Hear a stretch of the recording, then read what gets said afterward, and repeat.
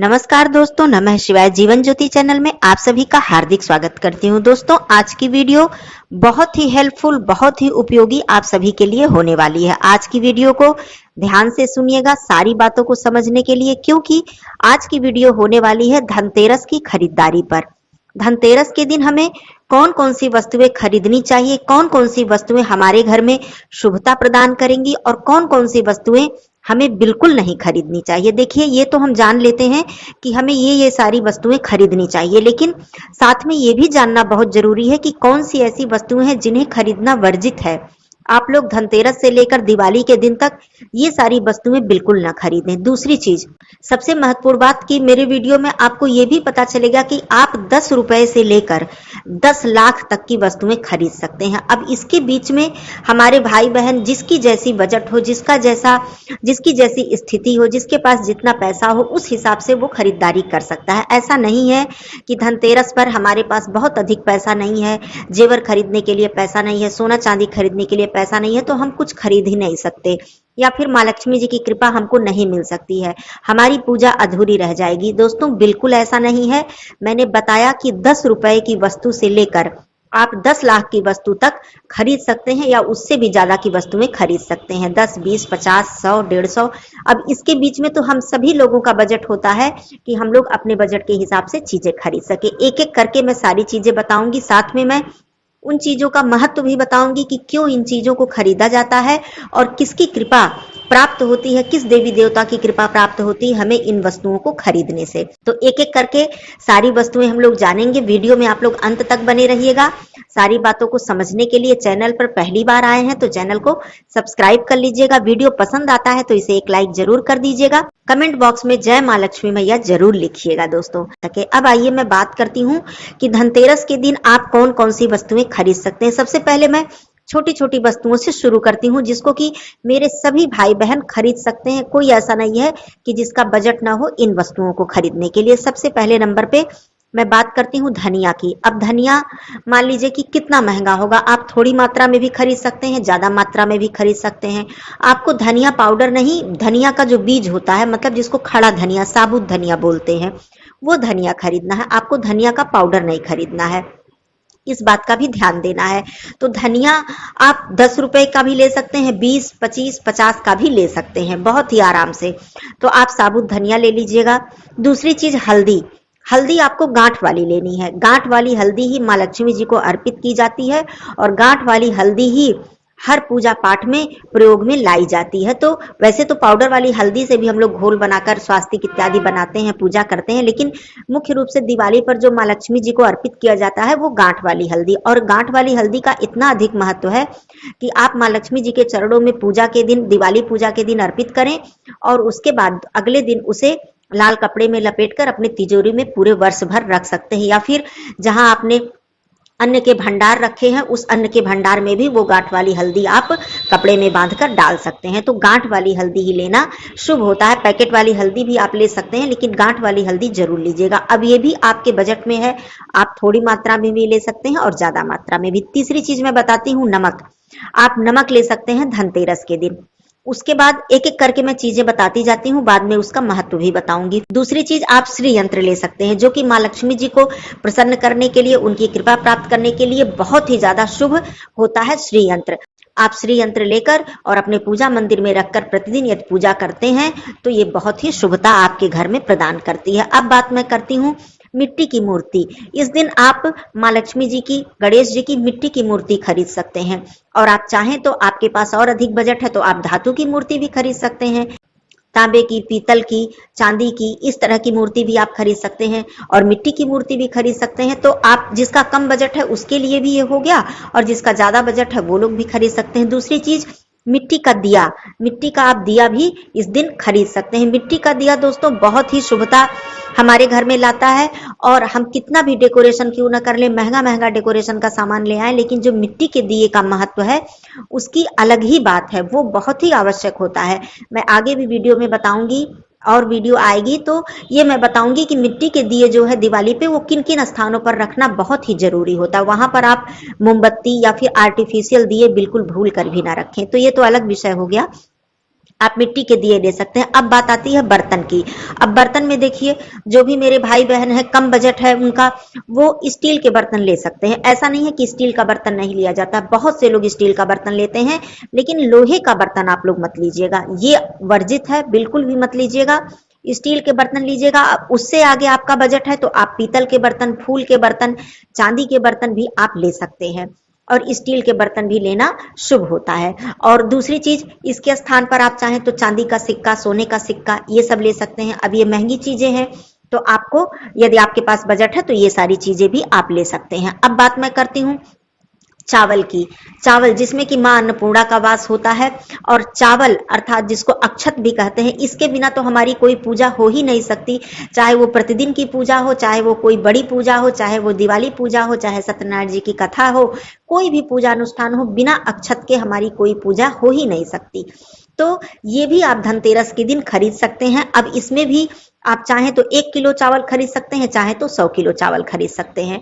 तो ये भी आपके बजट के अंदर है, जिसके पास जैसा बजट हो। दूसरी चीज, झाड़ू। धनतेरस के दिन झाड़ू खरीदना बहुत ही शुभ होता है। अब दूसरी चीज मैं बताऊं कि महंगी वस्तुओं के बारे में मैं बताऊं कि आप जेवर ले सकते हैं, आभूषण ले सकते हैं, चांदी का, सोने का। अब इसमें सबसे जो बहुत ही ज्यादा श्रेष्ठ होता है, बहुत ही ज्यादा शुभ फल प्रदान करता है, वो चांदी करता है, क्योंकि चांदी जो है वो माँ लक्ष्मी जी का कारक है। चांदी खरीदने से माँ लक्ष्मी जी की कृपा प्राप्त होती है, हमारे घर में सुख समृद्धि आती है। वैसे तो सोना भी हम खरीद सकते हैं, और खरीदते भी हैं, बहुत से लोग खरीदते हैं, लेकिन जहां तक प्रयास कीजिए, यदि आपको जेवर ही लेना है या सिक्का ही लेना है तो आप चांदी का सिक्का लीजिए। देखिए, पूजा में जो दिवाली पूजा होती है, धनतेरस की पूजा, उसमें चांदी के सिक्के का प्रयोग किया जाता है, इससे माँ लक्ष्मी जी प्रसन्न होती हैं। तो आप लोग ये भी ले सकते हैं, और सोने का भी जेवर आभूषण आप ले सकते हैं। दूसरी चीज, इस दिन आप प्रॉपर्टी ले सकते हैं, इस दिन आप गाड़ी ले सकते हैं, इस दिन आप इलेक्ट्रॉनिक जो वस्तु है अपने घर में, जो हम लोग प्रयोग में लाते हैं, फ्रिज, कूलर, टीवी इत्यादि आप लोग ले सकते हैं, ये सारी चीजें। लेकिन मैं एक बात ये भी साथ साथ बता देना चाहती हूँ कि यदि आप ऐसी कोई वस्तुएं लेते हैं, जैसे कि इलेक्ट्रॉनिक वस्तु लेते हैं, प्रॉपर्टी इत्यादि लेते हैं, गाड़ी लेते हैं, तो इसके बाद भी जितनी वस्तुएं मैंने पहले बताई है, जो कि आपके घर में शुभता प्रदान करती है, चाहे आप 10 रुपए का ही ले, जैसे मैंने बताया, धनिया, हल्दी, नमक, चावल, झाड़ू इत्यादि, आप चाहे थोड़े ही बजट में ले, लेकिन ये सारी वस्तुओं में से कोई एक वस्तु जरूर ले। यदि आप ये प्रॉपर्टी और इलेक्ट्रॉनिक वस्तुएं या गाड़ी इत्यादि लेते हैं, तो केवल ये लेकर आप, मतलब ये मत सोचिए कि मैंने ले लिया, धनतेरस की मेरी खरीदारी हो गई। आप एक मिट्टी का दिया ही लेकर आए, 5 दिए ही लेकर आए अपने घर में, लेकिन इस दिन ये सारी वस्तुएं जरूर लेकर आए। अब मैं बात करती हूं कि कौन कौन सी वस्तुएं आपको नहीं खरीदनी है, बिल्कुल भी भूल कर नहीं खरीदनी है आपको धनतेरस के दिन या फिर दिवाली के दिन। आपको नहीं खरीदना है क्या क्या? प्लास्टिक की कोई वस्तुएं, प्लास्टिक का कोई सामान आप मत खरीदिएगा, जैसे कि प्लास्टिक के बर्तन आते हैं, या प्लास्टिक के सजावट के फ्लावर इत्यादि आते हैं, फूल इत्यादि आते हैं, लोग खरीद लेते हैं। पहली बात तो मैं मना करती हूँ, प्लास्टिक के फूलों से अपना घर बिल्कुल मत सजाइए, इसका कोई मतलब नहीं बनता है, और ये आपके घर में किसी भी प्रकार से शुभता या श्रेष्ठता नहीं लाता है। थोड़ी ही जगह है, आप पौधे लगाइए, हरियाली आपके घर में हो, ये ज्यादा अच्छा है। तो प्लास्टिक आप मत खरीदिएगा। दूसरी चीज, आप यदि बर्तन इत्यादि खरीदते हैं तो आप कांच के बर्तन, चीनी मिट्टी के बर्तन, ये सारी चीजें बिल्कुल मत खरीदिएगा धनतेरस या दिवाली के दिन, बिल्कुल भी भूल कर मत खरीदिएगा। लोहा, जैसा कि मैंने बर्तन के बारे में बताया, तो लोहा आप किसी भी प्रकार का लोहा नहीं खरीदेंगे, चाहे वो बर्तन के रूप में हो, चाहे किसी भी रूप में हो, लोहे की कोई वस्तु आप मत खरीदिएगा। जैसे गाड़ी इत्यादि तो ये भी लोहे की ही है, हम लोग ले लेते हैं तो एक धन के रूप में ले लेते हैं, लेकिन वैसे जैसे कोई बर्तन या घर में छोटी कोई लोहे की वस्तु या कोई धारदार वस्तु, औजार जैसे लोहे का होता है, ये सारी चीजें आप मत लीजिएगा। इसीलिए मैंने बताया कि यदि आप गाड़ी इत्यादि खरीदते हैं तो आप इनमें से कोई वस्तुएं जो कि आपके घर में शुभता लाती हैं जरूर खरीद लीजिएगा। तो ये बात हो गई। तो आप लोहे का कोई बर्तन या लोहे का कोई औजार जैसे कैंची, चाकू, इस तरह की चीजें आप बिल्कुल मत खरीदिएगा। दूसरी चीज मैं बता दूं, बहुत ध्यान देने वाली बात है कि जब आप ज्वेलरी लेते हैं, जैसे कि ज्वेलरी के बारे में मैंने बताया, सोने के आभूषण, चांदी के आभूषण आप खरीद लीजिए, लेकिन जैसे बहनें हैं, आजकल तो फैशन है आर्टिफिशियल ज्वेलरी पहनने का, लेकिन धनतेरस पे जब आप खरीदारी के रूप में कोई चीज खरीदने जाते हैं, जो कि शुभ समय में खरीदारी की जाती है, तो उस समय में आप आर्टिफिशियल ज्वेलरी मत खरीदिएगा।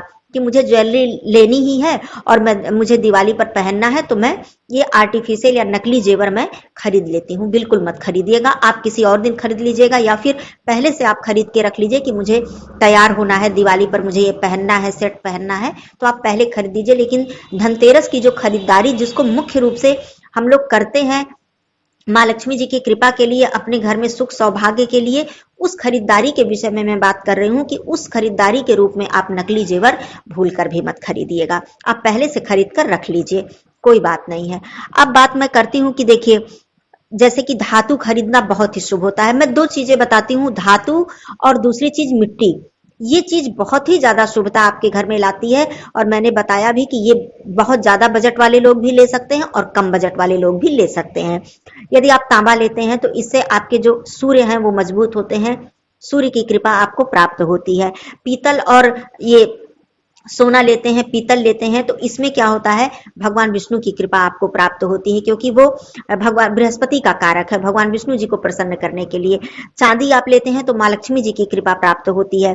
मिट्टी का कोई बर्तन लेते हैं तो श्री गणेश जी की कृपा प्राप्त होती है, बुद्ध का कारक है। तो इस तरह से आप इन सब चीजों को लेकर अपने घर में शुभता लेकर आइए। अब आप औजार ले लेते हैं कांच की, तो ये सब राहु के कारक हैं, तो ऐसी वस्तुएं मत लेकर आइए कि जिससे आपके घर में शुभता की जगह अशुभता का प्रवेश हो जाए। तो इसलिए मैंने बताया धातु और मिट्टी, ये दोनों चीजों पर आप लोग ज्यादा ध्यान दीजिए। इन सब चीजों को अधिक से अधिक खरीदने का प्रयास कीजिए। और जो आपके घर में धन धान्य से संबंधित, जिसमें माँ लक्ष्मी जी का वास होता है, धनिया है, हल्दी है, नमक है, इसमें माँ लक्ष्मी जी का वास है, इन सब चीजों को खरीदने से भी आपको शुभता मिलेगी। चावल है तो माँ अन्नपूर्णा जी का वास होता है, झाड़ू है उसे साक्षात माँ लक्ष्मी जी का स्वरूप ही माना गया है, हल्दी को भी माँ लक्ष्मी जी का स्वरूप माना गया है, गांठ वाली हल्दी या फिर पाउडर वाली हल्दी, लेकिन आप लोग गांठ वाली हल्दी खरीदिएगा। तो ये सारी चीजों का कारण भी ये है कि हम लोग क्यों खरीदते हैं, क्यों हमें खरीदनी चाहिए मिट्टी की चीजें और धातु की चीजें। मैंने इसलिए आप लोगों को ये सारी चीजें बता दी। अब आप लोग क्या कीजिएगा, जो भी सामग्री आपने खरीदी है, उन सब सामग्री, जैसे आपने बर्तन खरीदा, कुछ भी खरीदा है आपने, तो उसकी पूजा आप लोग दिवाली पे कीजिएगा। दिवाली उसको ऐसे ही रख दीजिएगा। दिवाली के दिन जहां पर माँ लक्ष्मी जी और गणेश जी की आप पूजा करते हैं, वहां पर उस, जैसे बर्तन है, धातु है, कोई भी चीज है, वो आप वहां पे रखें और उनका भी पूजन करें। जो भी चीजें आपने खरीदी है, पूजन करने के बाद ही आप प्रयोग में लाएं। आपने मूर्ति खरीदी है तो मूर्ति की तो पूजा होनी ही होनी है, लेकिन उसके बाद भी जो चीजें आपने खरीदी है उसे आप दिवाली पूजा में पहले रखें और उनका पूजन करें। जैसे कुमकुम, अक्षत, पुष्प इत्यादि से, धूप दीप इत्यादि से पूजन करने के बाद ही आप उसको प्रयोग में लाएं। चाहे वो एक चम्मच ही क्यों ना हो, चाहे वो एक कटोरी ही क्यों ना हो, आप इस तरह से करने के बाद ही इससे आपके घर में शुभता आएगी और माँ लक्ष्मी जी की कृपा सदा ही बनी रहेगी। तो इस प्रकार से करने के बाद ही आप प्रयोग में लाइएगा। सीधे आप धनतेरस के दिन लाकर उसे प्रयोग में मत लाइएगा। जैसे कि झाड़ू भी मैंने बताया, तो झाड़ू भी धनतेरस के दिन खरीदकर आपको उस दिन प्रयोग में नहीं लाना है। झाड़ू की भी पूजा करनी है। जैसे हल्दी, आपने हल्दी से तिलक कर दिया, आपने कुमकुम लगा दिया, थोड़ा सा अक्षत डाल दिया, पुष्प डाल दिया और प्रणाम कर लिया, इतना ही कर लिया तो पूजन हो गया। उसके बाद आप दिवाली के दिन से भी प्रयोग में ला सकते हैं आप। और एक मौली आप बांध सकते हैं, झाड़ू के आगे जो पकड़ने वाला स्थान होता है उसके थोड़ा सा आगे आप एक मौली धागा भी लपेट सकते हैं। तो इस तरह से बांधने के बाद उसके बाद आप दिवाली के दिन से झाड़ू को प्रयोग में ला सकते हैं। एक झाड़ू मत लीजिएगा, 2 झाड़ू लीजिएगा, मैंने पहले भी वीडियो में बताया है। तो इन सारी बातों का आप लोग ध्यान दीजिएगा और बहुत ही अच्छे से आप लोग धनतेरस की खरीदारी कीजिएगा। माँ लक्ष्मी जी की कृपा मेरे सभी भाई बहनों पर, मेरी पूरी यूट्यूब फैमिली पर बनी रहे। फिर मिलती हूँ अगले वीडियो में, तब तक के लिए धन्यवाद। नमः शिवाय, हर हर महादेव।